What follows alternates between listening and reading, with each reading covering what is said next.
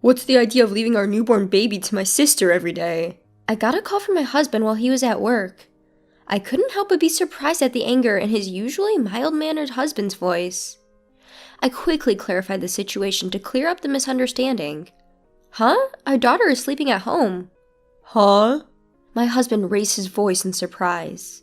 One question led to another, and we both were left puzzled. I'll ask my sister-in-law for the truth. I decided to contact my sister-in-law, and a shocking truth was revealed. My name is Linda. I've been married for 3 years to my husband, Bob, who is 1 year older. We were recently blessed with our first child. Our daughter's name is Hannah. Hannah is so adorable, but I'm having a tough time as a first-time mom. Since my parents live far away, I didn't have the option of returning home for childbirth. So, since I was discharged from the hospital, I've been a one-woman show during the day. It wouldn't be an exaggeration to say that I've managed to get by thanks to Bob, who is very attentive to Hannah. Even when he's tired from work, he never complains, whether Hannah is having trouble falling asleep or waking up crying in the middle of the night. I think the fact that Bob is such a mild-mannered person allows me to deal with Hannah with hardly any stress. I was truly grateful for his presence. So, I was taken aback by this sudden call from him and especially by the anger in his voice. Linda, I just got a call from Mom. What the heck is going on? Huh? Your mom? What do you mean? What's the idea behind leaving your newborn with Marissa every day? Mom has a bad back and apparently Marissa has been taking care of everything all by herself. What? I couldn't keep up with the sudden introduction of my sister-in-law and the word newborn. Marissa is my sister-in-law, Bob's sister. She lives about a 15-minute walk away at her parents' house where she lives with them. She is flexible because she works from home and takes care of her mother. My husband continued his criticism. How can you just leave a baby who's only 3 weeks old? I'd be too worried to do that. Marissa has never taken care of a baby. I understand that you're exhausted after giving birth, but at least consult with me before you leave her with Marissa. His anguished cry made me realize that this was no ordinary situation. Hold on, I have no idea what you're talking about. Marissa is taking care of a newborn? And why did your mom call you? Why do I need to consult with you? What do you mean, why? You've been leaving Hannah with Marissa, haven't you? It's been almost 2 weeks. Marissa hasn't complained because she doesn't want to ruin her relationship with you, but Mom couldn't stand it and called me. I was shocked at Bob's words. It was a story I had no memory of. Because my daughter is right in front of me right now. I had a lot of questions, but I felt it was more important to clear up the misunderstanding first, so I responded immediately. Huh? Our daughter is sleeping at home. She's right in front of me now. Huh? Bob's voice, which had been filled with surprise until a moment ago, raised in astonishment again. What do you mean? I'm as baffled as you are. In fact, I was told it's best not to take newborns out too much, so I haven't really been anywhere besides medical checkups. So, I haven't even been to your family home, and I haven't seen Marissa since she came to visit us after the birth. Huh? Then whose baby is Marissa looking after? I wish I knew. Why would Marissa lie about taking care of my baby? One question just seemed to lead to another. As we both scratched our heads, the chime announcing the end of the lunch break rang over the phone. When I heard the chime, I made a decision. I'm going to reach out to Marissa. I want to understand why she might lie. If she's mistaken and thinks she's taking care of her Hannah, that's a real problem. I'll call Mom too, and, Bob paused before apologizing. Sorry for doubting you. I was just so worried about Hannah. It's okay, you are worried for Hannah, right? Besides, when I told you she's right here, you didn't question it, you believed me. After ending the call, I immediately dialed my sister-in-law's number. Marissa, it's been a while. Do you have a minute? There's something I want to ask. Linda, I have something to say too. Bob and Marissa are close in age. That's why Marissa, despite my sister-in-law, is the same age as me. Marissa and I have always gotten along well since I was dating Bob. We even used to go out together. So, I couldn't help but wonder why she hadn't mentioned anything about the situation to me. I couldn't understand why she would lie like that. Well, this is a good time. I just heard from Bob, Marissa. What do you mean you're looking after Hannah? I've never left Hannah with anyone. Huh? Following Marissa's surprised voice, I could hear a baby crying. Apparently, she is indeed caring for a baby. Listening to Marissa's voice, I had a hunch. Marissa wasn't lying. She truly believed she was caring for Hannah. To clear up Marissa's misunderstanding, I started to explain the situation. Hannah's right here with me, sleeping soundly. I really don't understand what's going on, but how did you end up with a baby, Marissa? And why did you think the baby was Hannah? Marissa responded to my question. Last week, Dad just dropped a baby off with me. He said Linda seems to be having a tough time on her own, so you should help her with her baby. My father-in-law? I couldn't help but raise my voice at this astonishing revelation. Then Marissa dropped another bombshell. Yeah, I was so scared because I've never cared for a baby. I hadn't heard anything from you, Linda, and when I thought about calling you, Dad said, if you call Linda, she'll just get worked up. Don't you have any consideration for your sister-in-law? I also have a job to do even when I'm home.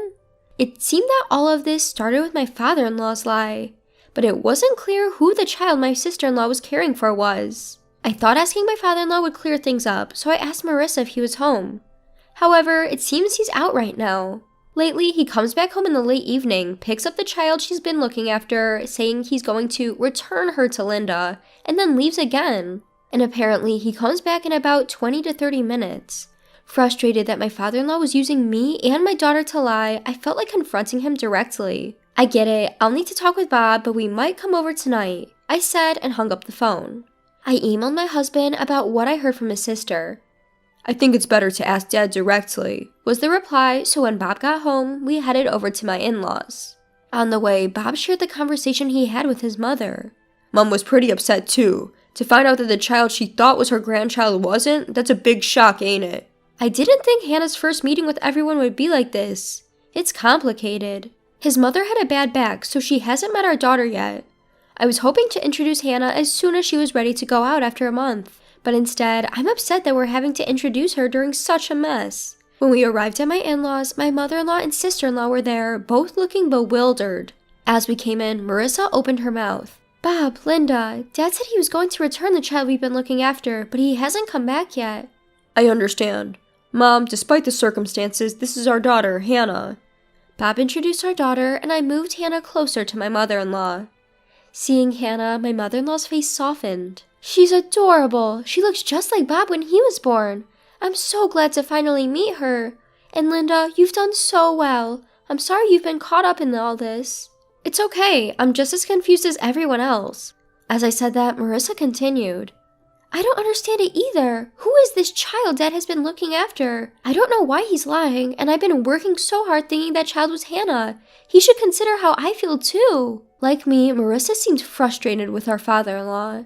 Trying to lighten the mood, Bob interjected. Before that, Marissa, you've met Hannah. You should have noticed it's a different baby. Well, don't all babies look similar? I thought I felt something odd, but I thought maybe their faces change over a few days. Marissa hastily began to defend herself. That's when our father-in-law came back. I'm back. Wait, why are Bob and Linda here? From our father-in-law's panic, it was clear this whole thing was his lie. The rest of us seemed to agree, and we all gave him hard stares. Unable to stand the tension, our father-in-law started to stumble over his words. Ah, Linda, it's been a while. What brings you here? Did you leave something here? Marissa, what are you doing? I told you to check for forgotten items. I was furious at our father-in-law for using me and my daughter's names to lie and then blaming Marissa. I subconsciously gripped my daughter tighter. Both my husband and my sister-in-law seemed to feel the same way, their fists shaking with tension. The first to speak was me. Dad, are you seriously saying that? Don't you think it's a bit too shoddy, even for you?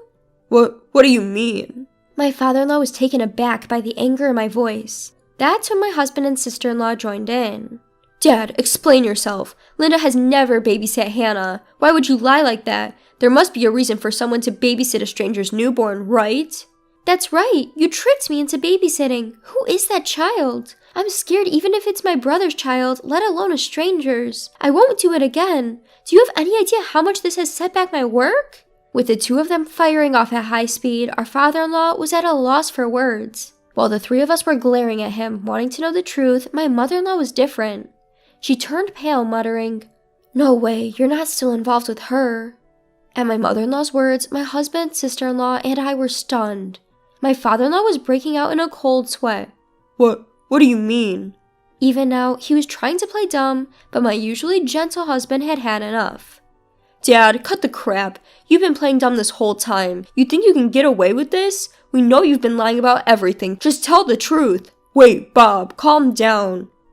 Dad, you've been using Linda and Hannah to cover up your lies, and you owe Marissa an apology. Taking care of a newborn is a big responsibility, even if it's your own child. Imagine how stressful it must have been for Marissa, who's never even raised a child before. Once he started, my husband couldn't stop. Despite everything our father-in-law was saying, my husband didn't let up. Perhaps realizing he couldn't avoid it any longer, my father-in-law sighed softly, and then he confessed to the unbelievable truth.